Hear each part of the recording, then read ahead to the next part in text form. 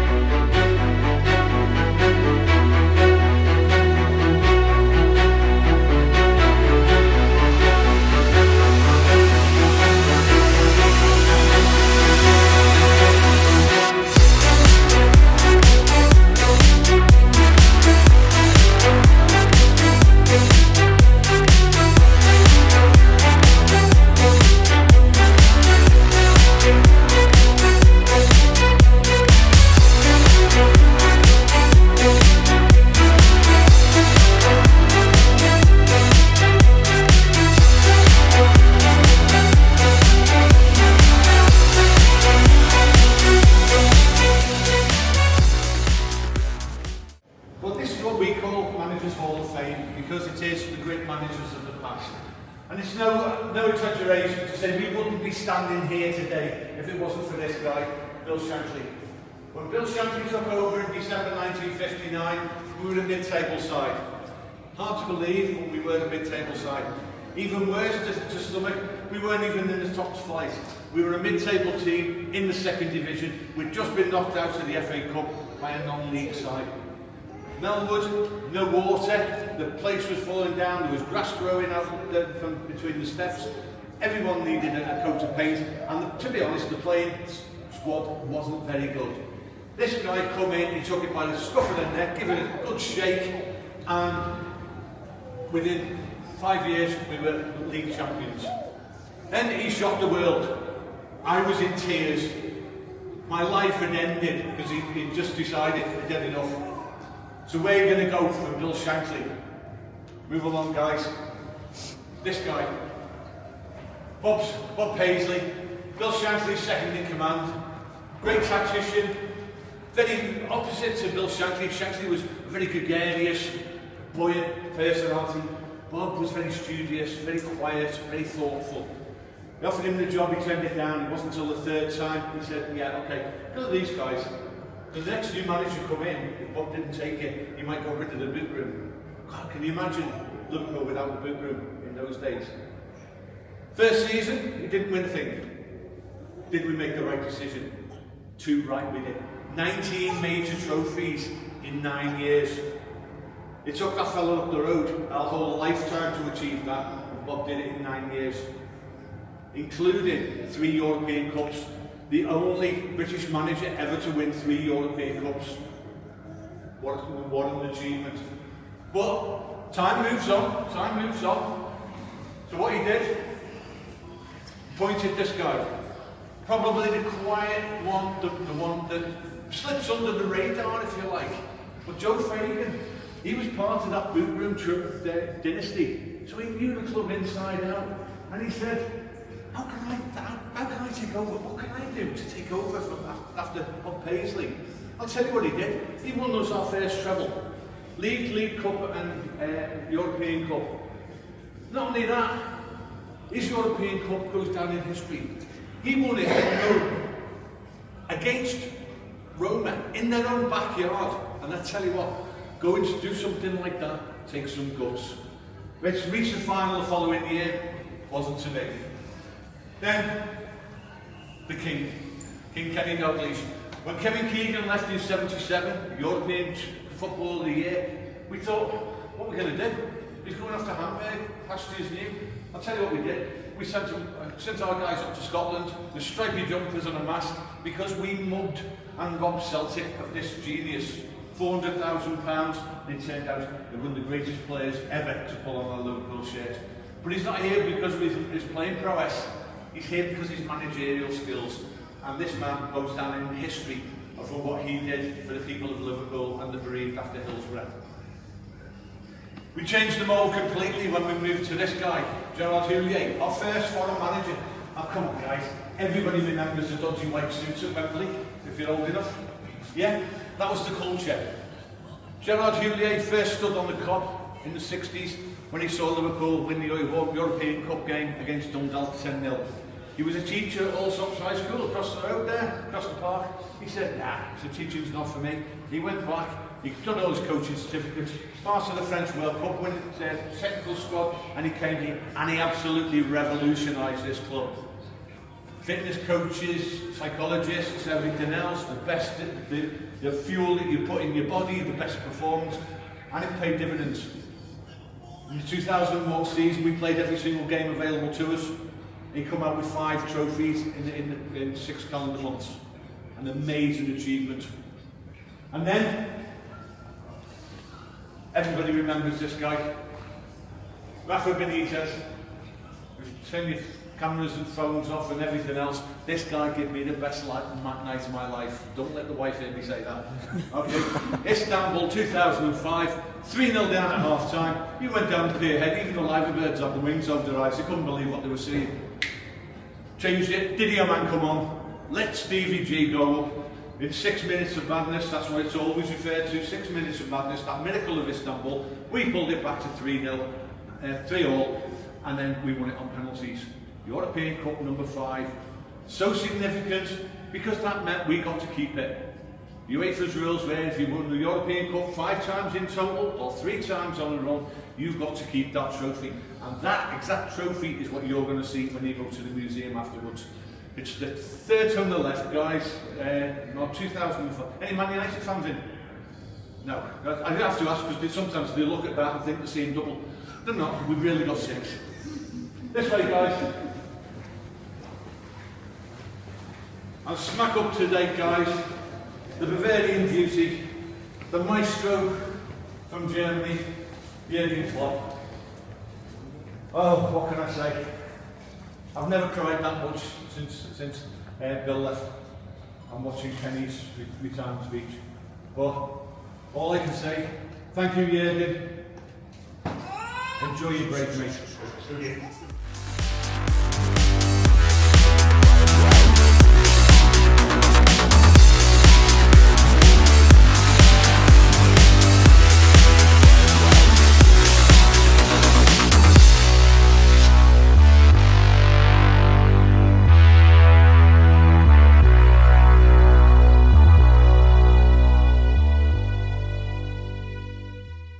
If you're not familiar with the layout, you're actually in the main stand.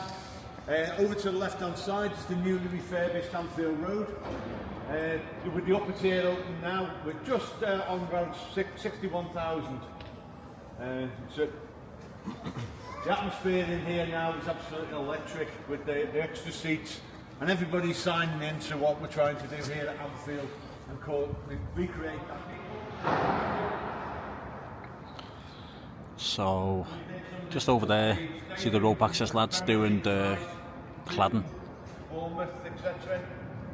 Their capacity for that whole stadium is less than this next one.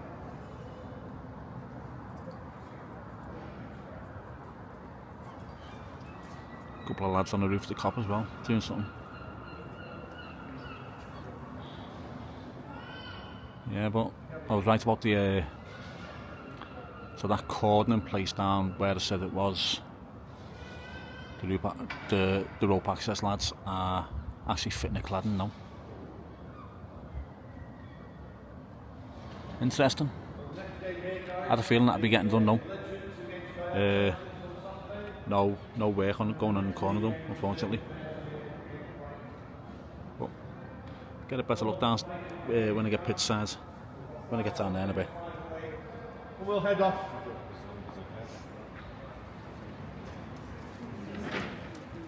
I'll stop here briefly, guys, because for me, this highlights something.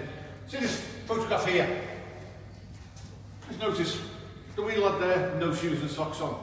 Now we know this was taken after 1891. We know that because this flagpole is there. This flagpole was erected in 1891.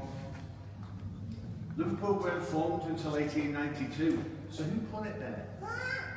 Aliens? No, even worse than that, guys. Evertonians. They played here for 6 seasons. And in 1890, 1891, they were league champions here. So John Houlding, the president, he salvaged this. It's the top third of the mast of the SS Great Eastern, one of the greatest liners of the time.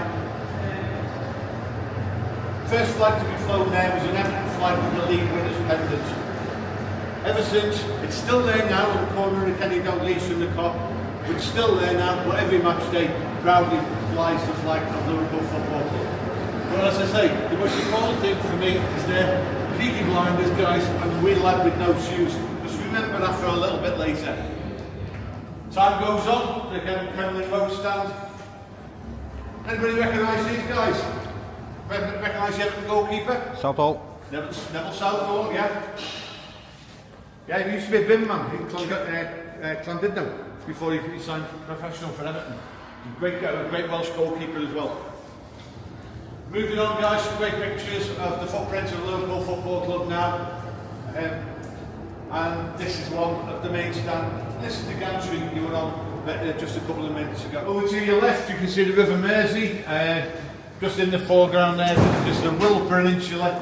And then right at the back, just here through the mist, the hills of North Wales. Bramley-Moore Dock, just if you look, see the tower block on the left hand side. Just to the right of that is Everton's brand new stadium. Goodison Park across the way. And the history is that there's a team called St Domingos who played football on Stanley Park. And the end house there is owned by a guy called John Houlding. And he bought this piece of land and invited them to come and play. He was a very shrewd man because that team had developed into Everton. And people were watching them. But because they were playing on a public park, they couldn't charge. As soon as you come onto Anfield, the field here that John Houlding owned, he could charge people to watch. Now in 1891, as I say, Everton were league champions. And they were getting the crowds of about 10,000 people. So John Houlding, who was a brewer and a landlord and an entrepreneur, he wanted to sell his beer at the matches. But the rest of the board were strict Presbyterians. They thought that alcohol was a sin for the working classes. Now I've been drinking it for 10 years, you know, and I'm only 28. It's done me no harm, has it? You look fantastic. Oh, thank you. I'll feed little lights for you. But seriously, they played here, but they wouldn't. John Houlding, when he said couldn't sell his beer, he said, "I'll put your rent up then. I've got to make some money." And they said no. So they went back to play on the park while they had Goodison Park built. And Goodison Park was the first purpose-built football stadium in the world. Everything else had developed from athletics grounds where multi-sports were played and everything else. But that was the first one purposely built to house a football match. In many respects, didn't start to see them go, but you know, needs must, and they'll have a great stadium when it opens. Okay, guys. We know this picture was taken before 1928 because there's no roof on the 1926 because there's no roof on the top. But the interesting part about this was Kemlyn Road, 27 Kemlyn Road here. That was our first changing rooms. It was a 2 up, 2 down. During the week it was used for the offices upstairs and some match days. They got changed. In those days there was only 11 players. No substitutes, no big squads. And you should go out the back door, in the back jigger, over the fence and go and play football at Anfield. Can you imagine that nowadays? Far cry, isn't it? So this is what we call European Boulevard. It's celebrating all our European successes.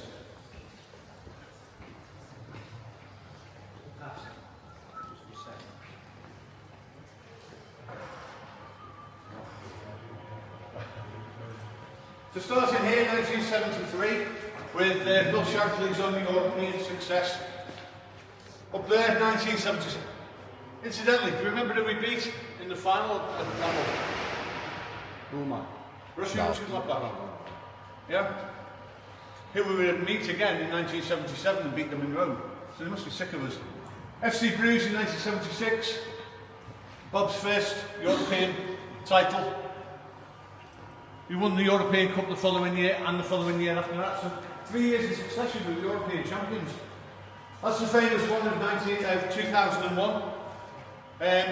Goes down in history as the only only European final ever to be decided on a golden goal when they fought away against 5-4 against Alaves.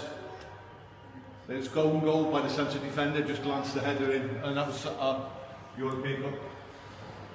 The glory of Rome, 1977. They don't make life easy for us. There's 40,000 Liverpool fans left this city to go over to Rome to see Bob's team playing. There's a general strike in France, so we couldn't use French airspace or French railways. We had to go round. I took it the easy way. I flew to Heathrow, then flew to Bâle, then trained to Bâle, Zurich, Milan to Rome, and the same way back. A little bit easier the following year when we played them at Wembley. So we get our second one. And who scored the winning goal that day? No other than the King himself.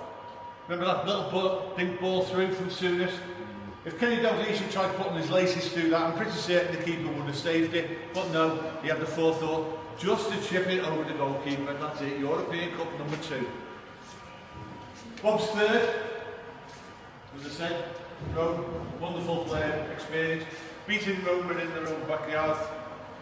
No, sorry, it was Paris. Barney Rubble, a great goal. Remember who's this guy? Phil Thompson. Phil Neal. Phil Neal, yeah. Phil Neal. A couple of years ago, Aspiletta from Chelsea played every minute of every game for Chelsea in a Premier League season. It was only 38 games, that one. But Sky did a little documentary on him. This fella played 8.5 years consecutively without missing a single game, with a broken cheekbone and a broken toe. That's dedication. Well, you don't want to lose your place in this Liverpool side, mate, because you don't know how long it's going to be before you get in. The glory of Rome, Joe Fagan. Look at them 2 security guards. Can you tell the Roma fans, hey, I don't want to be here. Yeah.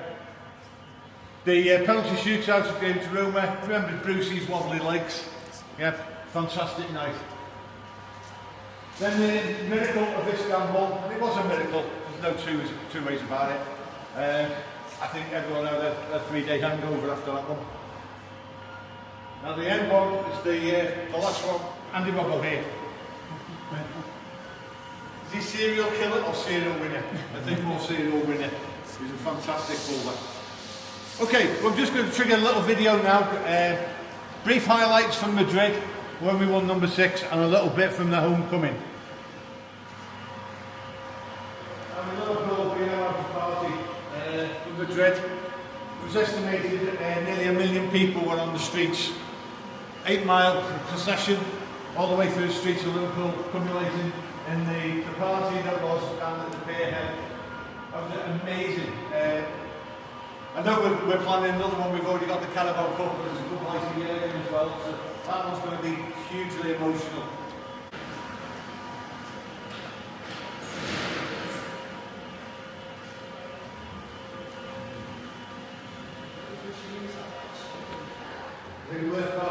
So this is the Carlsberg Lounge.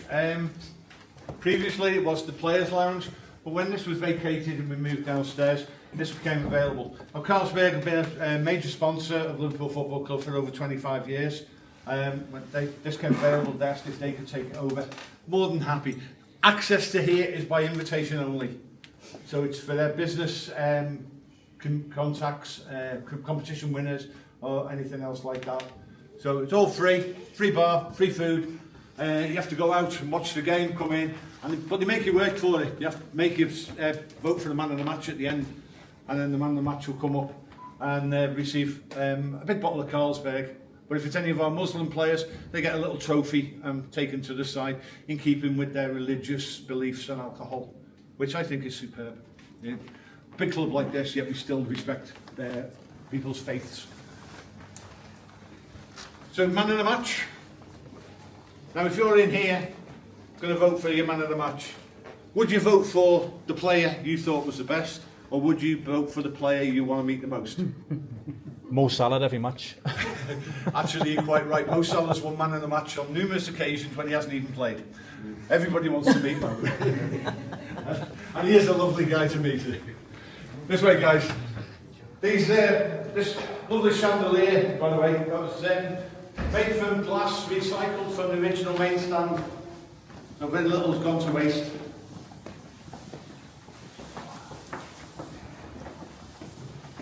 The away team always arrive an hour and 3/4 before kick-off. Liverpool players an hour and a half before kick-off. So if you've ever seen footage of this is Anfield when the players arrive, or Sky are now doing it, bit of footage of the guys coming off the coach, that's just around the corner there, and they walk through here. So all the great players, Liverpool players and the opposition, will walk down this carpet and head through that door.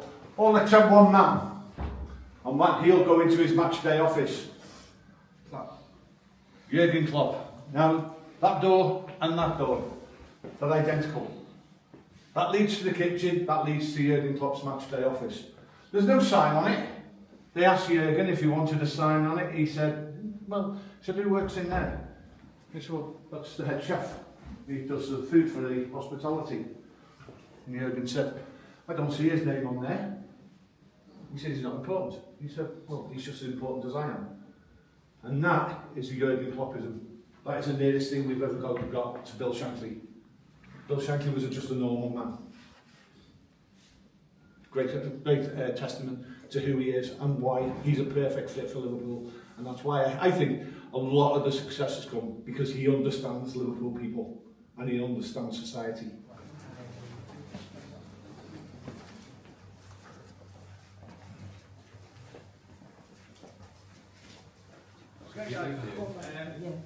Great photo opportunity for you. If you want to sit up there and have your photograph taken, you're more than welcome. If you want the official one where we can superimpose Jurgen Klopp to the side of you, just let me know and we can take that for you as well. And that'll be available for you to pick up at the museum at the end of your tour. Otherwise, guys, if you just want the ones on your phone, just jump up there and I'll take a photograph for you. Yeah, sure, fella. Off you go.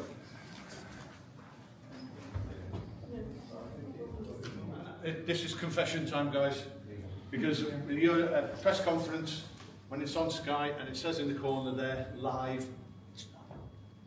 Don't tell anyone, but it's not. There's a little 20-second delay, just in case anybody just drops the F-bomb.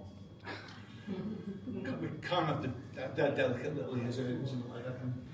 Yeah, of course, off you go.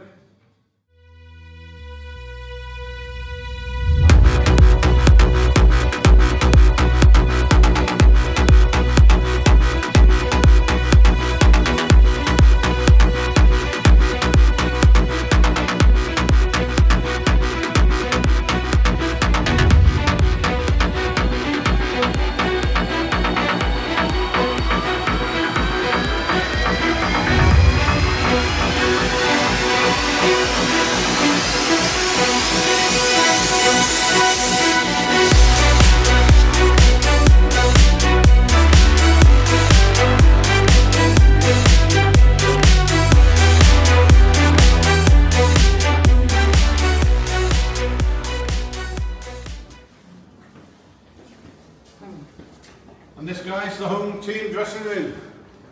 A slight upgrade from the loser team.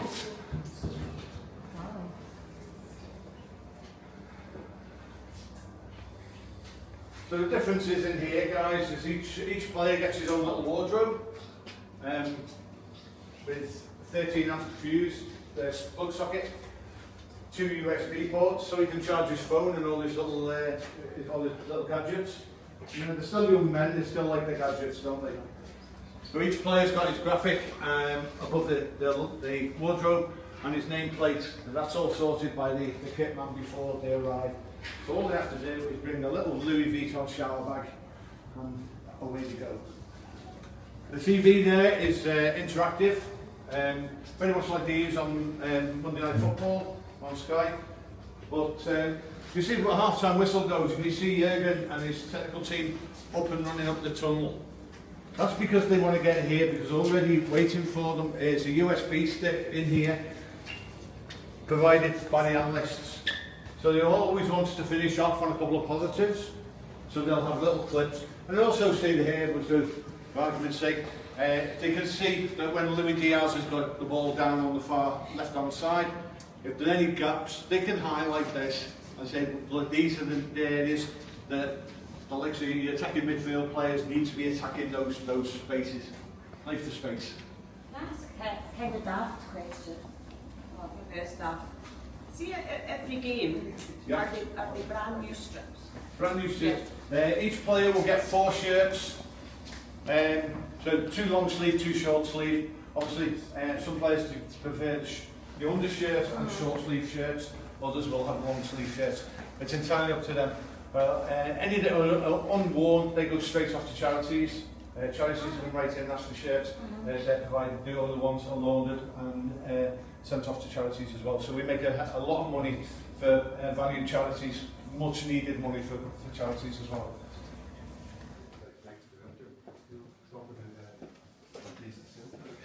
Players waiting. But one thing that doesn't change is that iconic sign. And it is probably the most iconic sign in world football. Can anyone give me an example of something else? No. See, what do we? But it's there for a purpose. As Bill Shankly said all those years ago, it's there to remind our lads who they're playing against and the opposition who they're playing against.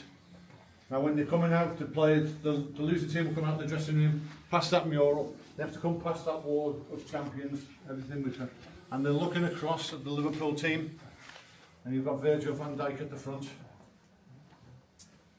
All the players. Last one at the back, always Mo Salah, last thing, big Jurgen hug, and then they'll go out.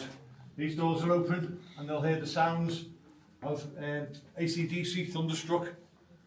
And when that comes to an end, it'll just go quiet, just for a second. And then the opening bars of You'll Never Walk Alone by Jerry and the Pacemakers, then the cop and the other fans take over. And that noise is resonating up here. It's going to have a huge effect on the Liverpool players, isn't it? And it's also going to have an effect on the players. You must be very, very experienced if that doesn't get into your head. What it says, this is Anfield. The original was an idea from one of the ground staff, and it said, "Welcome to Anfield." And he said to Bill Shankly, "How about this, Bill?" And Bill said, "No." Threw it away. Loved the idea. He said, "Except the word welcome. They're not welcome. They're thieves in our house. They're here to pinch our points and our trophies." Then they come change that from a welcome sign to a statement. This is Anfield. Jurgen Klopp, when he came, he said, "You've got to contribute to that wall of champions before you earn the right to touch it." Now, everybody can touch it. But some of the players, even when we became World Club champions, European champions and everything else, they didn't touch the sign. He said, "We don't need to. We've done this without touching it." Walkhorst from Man United last season, they just won the Carabao Cup. They were confident coming in here. He thought, not touch that. What happened? 7-0. 7-0. So it does have to reverse to some players. Just on the walls here, guys, are the names of season ticket holders. So if you know anyone with a season ticket holder, it's Christian name first and then surname, all alphabetical. I had one, but it wasn't in my name. I think there's a lot of people like that.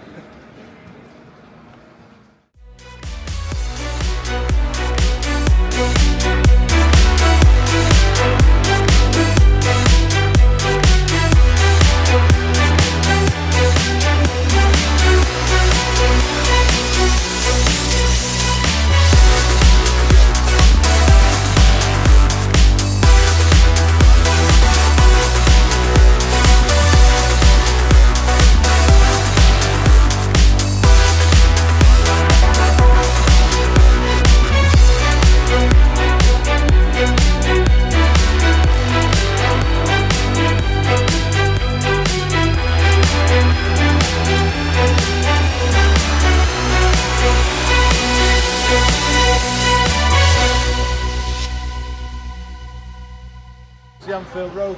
So the Here on, just on our right. road access are working on the cladding. The Liverpool ones are heated, by the way, but we just protect them from the weather. As you notice, there's no roof on the dugout.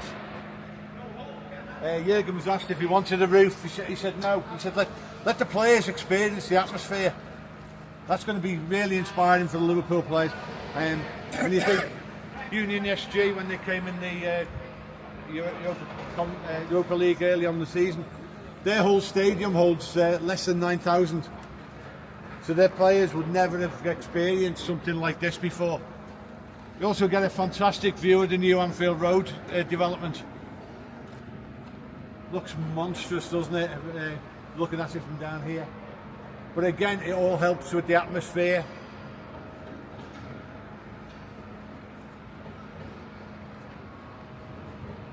It is a little bit wet, guys, so if you want to get your last photographs, then what we'll do is we'll head down to the Kop.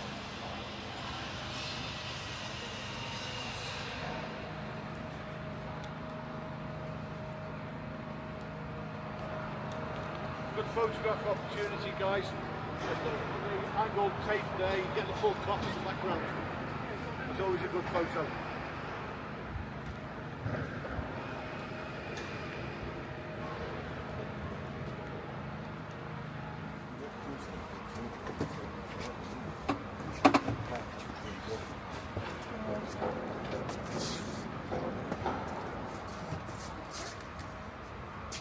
Does anybody know the history of why it's called the Kop? No, you do. It dates back to 1900, the Second World War. And this is when I pointed out the photograph on level 6, the wee lad with no shoes on. That was indicative of the poverty in Liverpool in that time. So given the opportunity to sign up for the army and go and fight for king and country was a huge lure. Getting away from the poverty of Liverpool, and a couple of bob in your pocket as well. So boys of 14, 15 were lying about their age just to go and fight for king and country and get away from the poverty. Just outside Ladysmith was a hill called Spion Kop, which translates from Dutch Afrikaans to English as Spy Hill or Vantage Point. The British generals decided it's very pivotal to the war effort that we take this hill. So the troops were designated to take it. The Lancashire Fusiliers was one of the regiments used. A lot of them recruited from the Liverpool area because in that time Liverpool was in Lancashire. It was an absolute disaster. Over 300 troops, men and boys, died trying to take the hill. A lot of the veterans, when they came back, they looked at this, and this was just a grassy mound. There wasn't even steps cut into it. And a lot of the veterans said it reminded them of the landscape around Spion Kop. So people used to say, when we're coming to watch football, I'll meet you, we'll watch the game, but we'll stand on the Spion Kop, the vantage point where you can see get a better view. So that name actually grew and grew, and it wasn't until after the roof went on that it was actually called the Spion Kop. Up to then, it was called the Walton Breck Road End. And I guarantee you guys, there is no better place to watch a game of football here. When it was standing, you could start off up at the top end there. You remember the song, The Fields of Anfield Road, Stevie Highway down the wing. So Stevie Highway attacking the Anfield Road end, and all the Kop would surge forward, and then they'll surge back again. So you could start up over there and end up down here. And that's one of the importance of the flagpole, because in those days you had no mobile phones. So you said to your mates, if I lose you, I'll meet you at the pub or Flagpole Corner. And it's still known as Flagpole Corner now. But guys, for me, there's no better place. There's no better team in the world to watch, and there's no better place to watch that team as standing here on the Kop. So what I say to people is, if you ever get a chance to get a ticket for a match here, especially on the Kop, you know, sell your granny if you have to get it, but stand on the Kop, get here early, get here a good half hour before, take all your photographs and everything else, and then 20 minutes before kick-off, put your phone in your pocket. You can see what goes on afterwards. You can go on YouTube and watch all the highlights. But this is a unique place, because everywhere else in the world you go to spectate, but not here. You come here to participate. You are part of our story. You are part of our success. Your voices make the difference to the lads on the field. Bill Shankly used to refer to it as the 12th man. Now we've got squads of 25, 22. you know, but you're still that vitally important. But please come, enjoy it, participate, sing your hearts out. You know, go home hoarse, your voice will recover. But that magical moment of you standing on the Kop will last forever. I remember the first time I stood on here in 1974, and I walked up to the top and my hairs on the back of my neck stood up, and it still does that today. Every time I come to work, I look, I see the pitch, the hairs on the back of my neck stand up. I'm standing on the Kop or elsewhere where I'm working, and you'll never walk alone saying, and the shivers running down my spine. This is experiencing Anfield. It was only a couple of weeks ago, the guy from Spartak Prague said we were beaten by Anfield. Famously, Barcelona fans, when we beat them 4-0 here, they said afterwards they weren't beaten by Liverpool Football Club, they were beaten by Anfield. And guys, they were beaten by you. You are Anfield. We are all this collective that Bill Shankly said, you're a part of a family, a society, and that is what it means to stand on the Kop. If you've enjoyed your tour, my name's Paul with Kevin. If you haven't, it's Gary and Phil Neville. Okay? But by all means, give us a honest feedback, because it's only by that feedback we can improve the experience for you. So thank you very much, guys, and what I'll do is I'll lead you around to the museum. Thank you.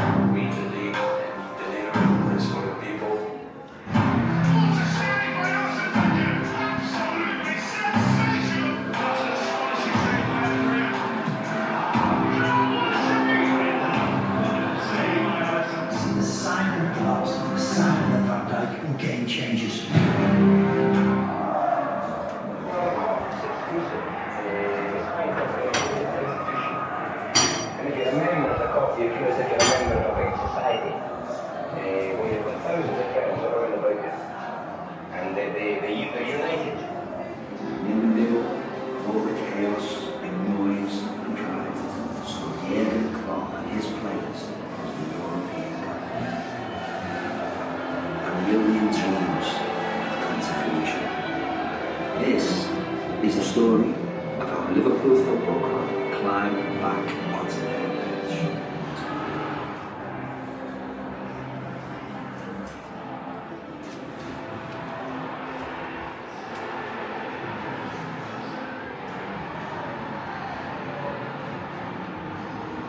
There we have it, tour done. Tour brilliant, as always. I've done this tour countless times now, I can't remember how many times. Every tour guide that's done has been brilliant. Today was Paul. Paul was very good, very knowledgeable about the club, about the history. So even though I've done it loads of times, I always learn something new on the tours. So yeah, drop it in the lens, I think. There we go, sorted. Yeah, but yeah, Paul was great.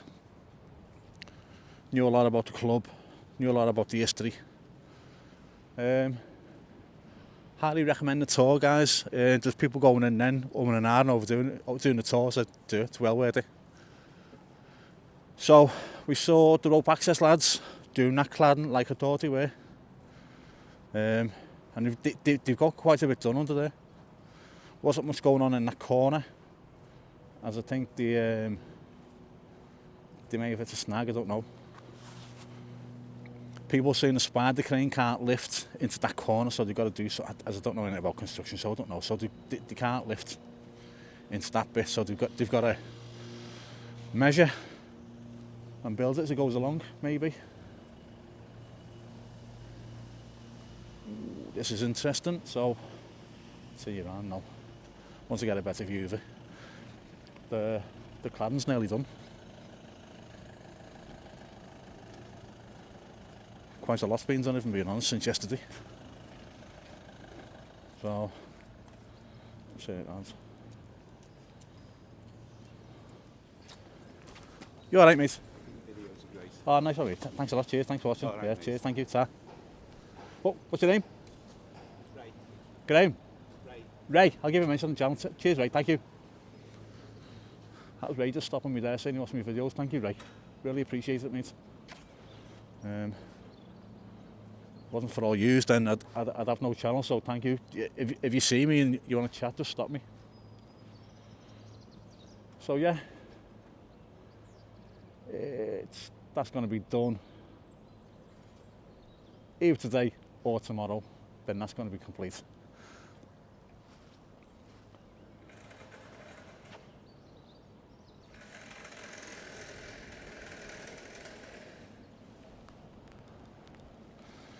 Right, so there we go. There's really not much to see there. They haven't got anything up there to attach. So yeah, right. When do we call this complete? When that corner's done and when that cladding's done. Because even if the underside cladding's not done, you can't see it with the drone. I can do it on match days, that's about it. So I'm thinking, when that corner's done with the seats in, and when that cladding's done on the shoulder there, I reckon call that as done. And then I'll do my match day videos as normal. Either when I'm going to match, or when I come round and get atmosphere if I can't get a ticket. So when I go to match, I can record the progress that's been done on the underside, and any tiny little bits that I've done on the outside, on the atmosphere ones. One thing I did notice, under the canopy, which you can't see with the drone, a lot of cladding he's doing there. It's not much, it just looks very untidy. The underside of where the corner is, where they're going to put the seats in, above that, I think they've done some there. And they're working on the Kenny side now. So yeah. But guys, apart from that, I really enjoyed that tour, so thanks to Paul for the tour. Top man, very knowledgeable. I really enjoyed it. So if anyone wants to do a tour, I'd recommend doing it. Like, don't just watch these videos and think, you know, you've done the tour. You have to experience it. Sorry, it's a bit windy, it's a bit cold, very rainy. So if you like it, please subscribe to the channel. I really appreciate it. Give us a comment, let me know what you think about the work going on, or the tour itself, and give me a thumbs up. If you like it, other people might like it, and it'll get recommended to them. So thanks for watching, speak to you all soon. Bye now.